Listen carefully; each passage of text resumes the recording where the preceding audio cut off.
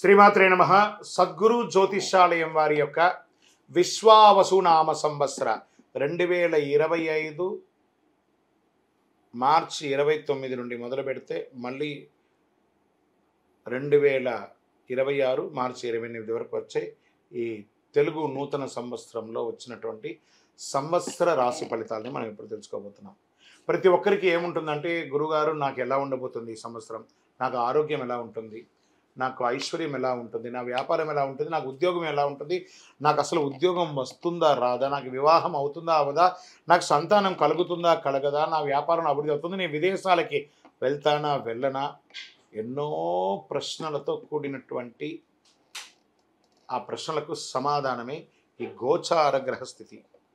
ఇందులో మళ్ళీ చెప్తున్నాను, గోచార గ్రహస్థితి మీ యొక్క వ్యక్తిగత జాతకానికి ఒక 30 నుంచి 40% మాత్రమే వర్తిస్తుంది. మీరు పుట్టినటువంటి ఆ లగ్నం, మీ యొక్క టైం ప్రకారం ఒక లగ్నం ఉంటుంది, మీ నక్షత్రం ఉంటుంది, మీ పాదం ఉంటుంది, దాని ప్రకారంగానే సంపూర్ణ జాతకాన్ని తెలుసుకోవడం కుదురుతుంది. నేను చెప్పే ఈ గోచార ఫలితాన్ని కొంతవరకు తీసుకోండి. తర్వాత మీ యొక్క వ్యక్తిగత జాతకాన్ని మీ పరిసర ప్రాంతాల్లో ఉన్నటువంటి గురువులను సంప్రదించండి. గురుగారు నాకు ఈ సంవత్సరం ఎలా ఉంది, నాకు జాతకం చెప్పండి, వారి దగ్గర అవసరమైతేనే తెలుసుకోండి. మళ్ళీ చెప్తున్నాను, ప్రతి ఎపిసోడ్లో నేను చెప్తూ ఉంటాను, జాతకం పడుతున్న వర్షానికి ఒక గొడుగు మాత్రమే, కానీ జాతకం జీవితం కాదు.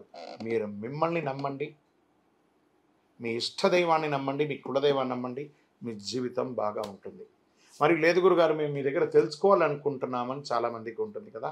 మా దగ్గర తెలుసుకోవాలనుకుంటే కింద కనబడుతున్న మా నంబర్కి మీ పేరు, date of birth, time of birth, place of birth WhatsApp చేయండి, కాల్ చేయకండి.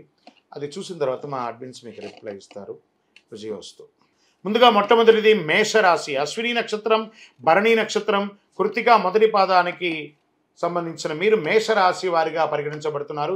ఈ సంవత్సరం మీకు శుభాశుభ ఫలితాలు ఎలా ఉన్నాయంటే, ఈ సంవత్సర ప్రారంభం మరియు కార్తీక మార్గశిరముల యందు ఏకాదశ శని ఒకటచే సర్వము అనుకూలంగా ఉంటుంది. కానీ చైత్ర బహుళం నుండి మిగిలిన సమయంలో ద్వాదశ శని, ఏళ్నాడు శని ప్రారంభం కావున జాగ్రత్త అవసరము.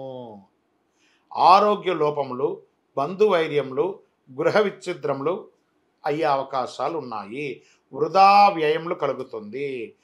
వ్యవసాయంలో చిన్న చిన్న నష్టాలు కలిగే అవకాశాలు ఉన్నాయి. మానసిక అశాంతి ఎక్కువగా ఉంటుంది. అనవసరపు వాదనలు ఎక్కువ చేసే అవకాశాలు బాగా కనబడుతున్నాయి. సంవత్సర ప్రారంభం నుండి వైశాఖ బహుళం వరకు ద్వితీయ గురువు అగుటచే ధన సంపాదన, సుఖము, కీర్తి ప్రతిష్టలు, అన్ని సమాజంలో గౌరవము, సమాజంలో ఉన్నత పదవి ఉన్న వారితో కలవడము, ఇవన్నీ జరుగుతుంది గురువు వల్ల.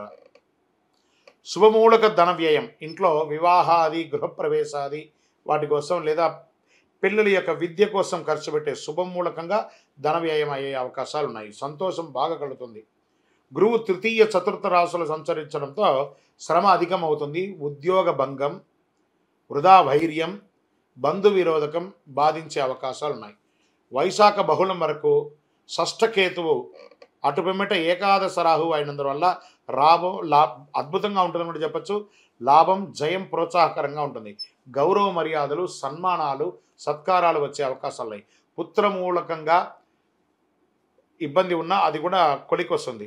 చైత్ర వైశాఖములందు, కార్తీక మాస మార్గశిరములందు కుజానుకూలత లేనందున కొంత జాగ్రత్తగా ఉండాలని చెప్పడం జరుగుతుంది. దీంట్లో ఓవరాల్గా సర్వీస్ సెక్టార్లో ఉన్నవాళ్ళు, డాక్టర్స్, అడ్వకేట్స్ లేదా ఇంజనీర్స్, ఈ యొక్క డిఫెన్స్, పోలీస్, ఇలాంటి రంగంలో ప్రభుత్వ సర్వీస్ సెక్టర్ వాళ్ళకి బాగా ప్రెషర్ వస్తుంది. ఉద్యోగరీత్యా కాస్త జాగ్రత్త పడండి. వ్యాపారస్తులు కొత్త వ్యాపారాలు ఏది ప్రారంభించకండి, ఉన్న వ్యాపారాన్ని అలా అభివృద్ధి చేసుకుంటూ వెళ్ళండి.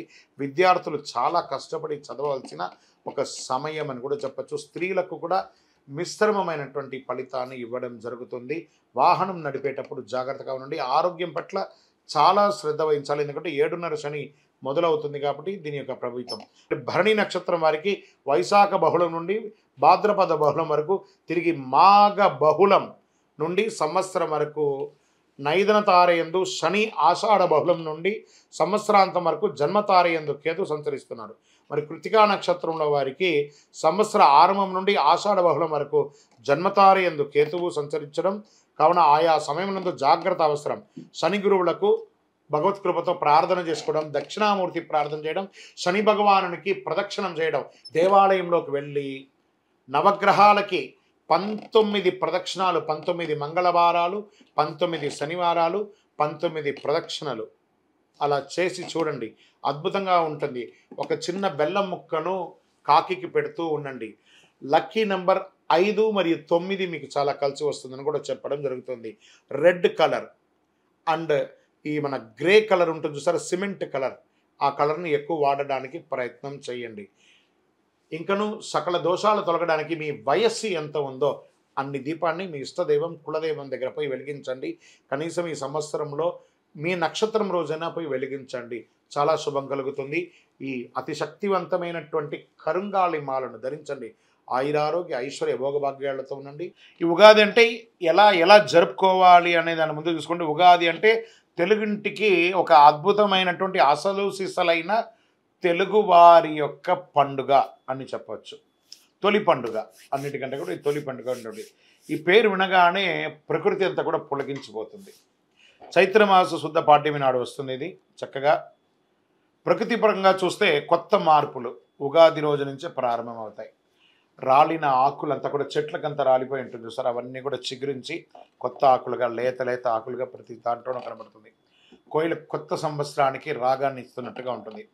మల్లె, మామిడి పిందులు, వేపపూత ఇవన్నీ కూడా చూస్తే ఎక్కడ చూసినా ఇది వచ్చేసి పట్టణంలో కంటే కూడా పల్లెల్లో చూస్తే చాలా ఆహ్లాదంగా ఉంటుంది. ఆ యొక్క ఇవన్నీ కూడాను ఉత్సాహంగా కోయిల కుహుకారం చాలా అద్భుతంగా ఈ యొక్క నెలలో కూడా వినబడుతుంది అంటారు. పూల పరిమళాలు, మల్లెపూలు, రకరకాలైనటువంటి సుగంధభరితమైనటువంటి పూలంతా కూడా పుష్పించే సమయం ఈ యొక్క ఉగాది సమయంలో. మీరు తిరుపతికి వచ్చినప్పుడు మన అయ్యప్ప స్వామి వారి 18 అవతారముల దేవాలయం జీవకోన తిరుపతిలో ఉంటుంది. రైల్వే స్టేషన్ నుండి బస్టాండ్ నుండి 3 కిలోమీటర్ల దూరంలో. ఒక్కసారి పుట్టినందుకు ఒక్కసారైనా అందులో అడుగు పెట్టండి. అందులో 27 నక్షత్రాలను కూడా ప్రతిష్ఠ చేయబోతున్నాం త్వరలో. మీరు వచ్చి దర్శనం చేసుకోండి. మీ యొక్క దోషాలన్నీ తొలగి ఆనందంగా ఉండండి. ప్రేక్షక మిత్రులకి విశ్వావసునామ సంవత్సర ఉగాది శుభాకాంక్షలు. మా యొక్క ఛానల్ చూస్తున్నటువంటి ప్రతి ప్రేక్షక మిత్రులందరూ కూడా మీరందరూ కూడా ఈ విశ్వావసు నామ సంవత్సరం అద్భుతమైనటువంటి ఫలితాలు పొందాలని, మరియు రాజా రామచంద్ర స్వామి వారి యొక్క కళ్యాణం కూడా అద్భుతంగా జరగాలని, ఇంతింతై వటుడింతై అన్నట్టుగా మీ యొక్క జీవితంలో ఎన్నో ఆనందాలు కలగాలని మనస్ఫూర్తిగా ప్రార్థన చేస్తూ శుభాకాంక్షలు తెలుపుతున్నాం. మా ఛానల్ చూస్తున్నటువంటి ప్రేక్షక మిత్రులందరూ కూడా ఒక్కసారి కొత్త సంవత్సరం కదా, మా ప్రోగ్రాంకి ఒక లైక్ చేయండి, సబ్స్క్రైబ్ చేయండి, ఇతరులకు షేర్ చేయండి. పక్కన ఒక గంట గుర్తు, పూజతోనే ప్రారంభం కదా, ఉగాది పూజనే, రామచంద్రస్వామి పూజనే కాబట్టి గంటతో ప్రారంభించి సాధిద్దాం. పక్కన ఉన్న గంట గుర్తును కూడా గుర్తి అలా క్లిక్ చేసేసేయండి. చాలా అద్భుతమైనటువంటి విషయాలంతా కూడా మీ అలా క్లిక్ క్లిక్ క్లిక్ క్లిక్ అని వచ్చేస్తుంది మీ దగ్గరికి. నమస్కారం.